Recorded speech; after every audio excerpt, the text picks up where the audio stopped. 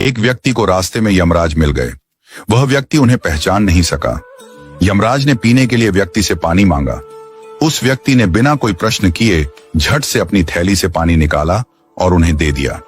वृद्ध ने कृतज्ञ होकर जल पिया और फिर कहा, वत्स, मैं यमराज हूं। आज तुम्हारी आयु पूरी हो चुकी है और मैं तुम्हारे प्राण हरने आया हूं। यह सुनकर व्यक्ति का चेहरा सफेद पड़ गया। हृदय कांप उठा। डर के मारे उसके पांव लड़खड़ा गए। लेकिन यमराज बोले, डरो नहीं, क्योंकि तुमने मेरी प्यास बुझाई है। अतः मैं तुम्हें एक विशेष अवसर देना चाहता हूं, तुम्हारी किस्मत बदलने का मौका। उन्होंने एक डायरी उसके हाथ में थमाई और कहा, इस डायरी में जो तुम लिखोगे वही सच हो जाएगा। तुम्हारे पास ठीक 5 मिनट का समय है। जितना चाहे लिख लो, पर ध्यान रहे केवल 5 मिनट। इसके बाद समय समाप्त हो जाएगा और डायरी मेरे पास लौट आएगी।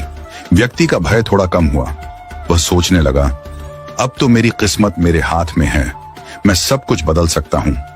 उसने जल्दी जल्दी डायरी खोलनी शुरू की। पहला पृष्ठ देखा। वहां लिखा था, तुम्हारा पड़ोसी रामदीन कल लॉटरी जीतकर करोड़पति बनने वाला है। व्यक्ति को ईर्ष्या हुई। उसने लिखा, रामदीन की लॉटरी रद्द हो जाए, वह गरीब ही रहे। दूसरा पृष्ठ लिखा था, तुम्हारा मित्र रघु चुनाव जीतकर मंत्री बनने वाला है। व्यक्ति ने लिखा, रघु चुनाव हार जाए, उसे अपमान झेलना पड़े। तीसरा पृष्ठ, तुम्हारा छोटा भाई विदेश जाकर बड़ा व्यापारी बनने वाला है। व्यक्ति फिर लिखता है, वह कभी विदेश न जा पाए, नौकरी के लिए भटके।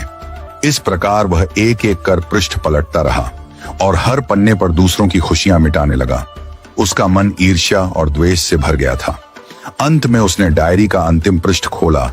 यह उसका अपना पृष्ठ था, जहां लिखा था, अब तुम अपने जीवन का भविष्य तय कर सकते हो।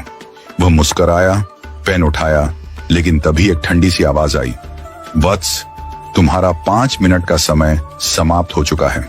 यमराज ने धीरे से डायरी उसके हाथ से ले ली और कहा, तुमने अपने जीवन का सबसे कीमती समय दूसरों का बुरा सोचने में बर्बाद कर दिया। न स्वयं के लिए कुछ लिखा, न अपने जीवन को सुधारने की कोशिश की। यह अवसर तुम्हें ईश्वर ने दिया था, पर तुमने अपनी दुर्बुद्धि से उसे खो दिया। अब पछताने से कुछ नहीं होगा। व्यक्ति फूट फूट कर रोने लगा।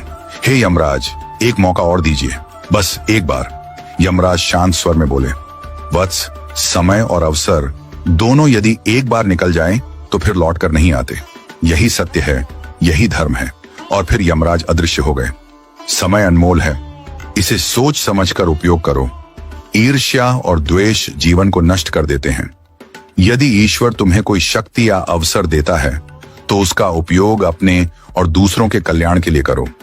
दूसरों का बुरा चाहने से तुम्हारा भला नहीं होता। जो व्यक्ति अपने भाग्य को सुधारने की जगह दूसरों को गिराने में समय लगाता है, वह अंत में अपने हाथों अपनी ही हार लिख देता है। सच्चा मनुष्य वह है जो अवसर मिलते ही प्रकाश की ओर बढ़े, न कि अंधकार में दूसरों को ढकेलने लगे।